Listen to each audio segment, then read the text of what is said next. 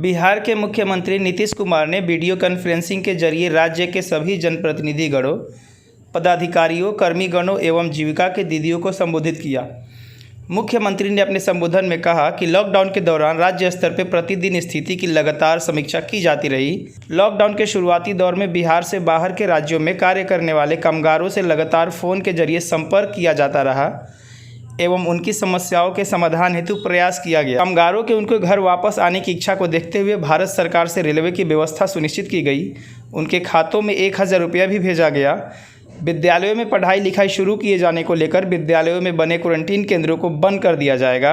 अब home quarantine में रहने वालों को पल्स पोलियो अभियान के तर्ज पर जाँच किया जाएगा।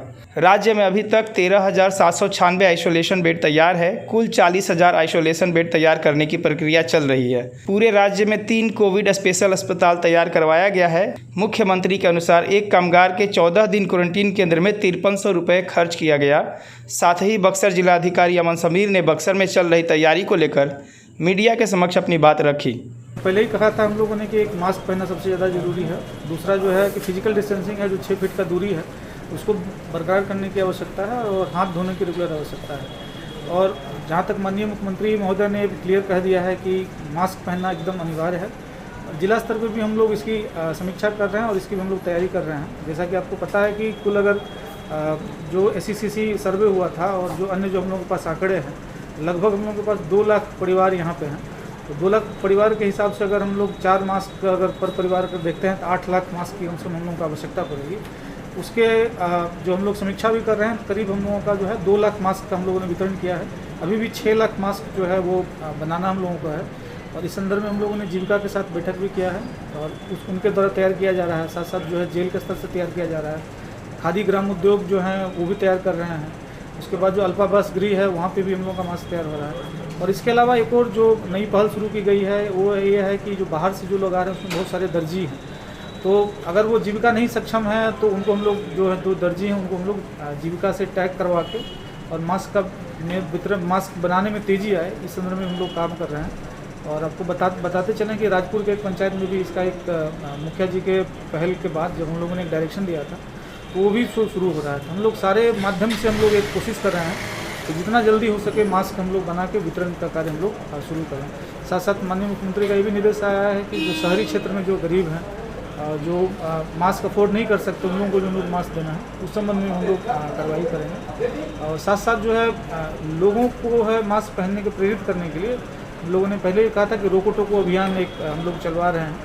उस संदर्भ में है जितने वरीय पदाधिकारी हैं उनको भी डायरेक्शन दिया गया है कि जहाँ भी जा रहे हैं तो अपने आप को अपना खुला रखें। प्रखंड स्तर पर जो भीड़ भाड़ के एरिया हैं, चाहे मार्केट हैं, चाहे वो सब्जी मंडी है, उसको भी देखें। और उसके अलावा जो है टीम भी हम लोगों ने बनाया है जो रैंडम रूप से जाके जांच करके उसको देखेगा और हम लोगों को एक आइडिया कम से कम आगे कि लगभग कितना प्रतिशत जो है मास्क का प्रयोग जो है पर्टिकुलर एरिया में हो रहा है।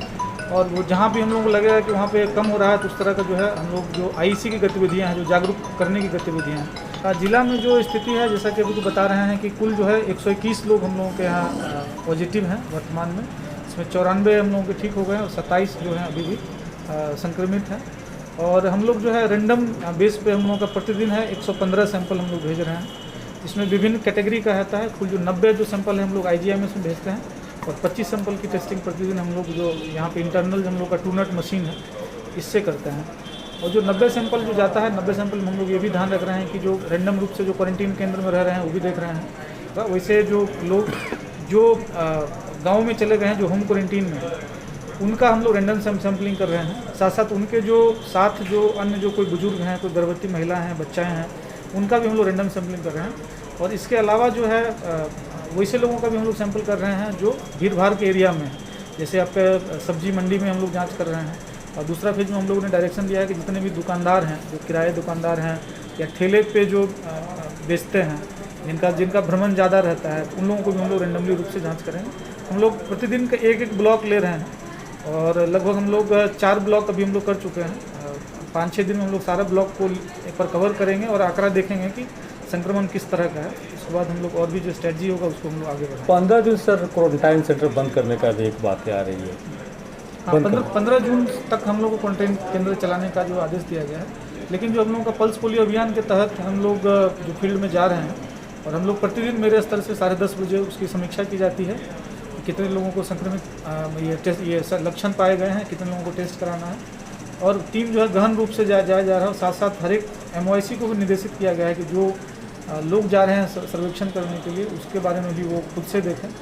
और इस बीच में मेरे द्वारा भी उसमें जो समीक्षा की जाएगी फील्ड स्तर पे कि एक्चुअली वो जाके क्या पूछते हैं।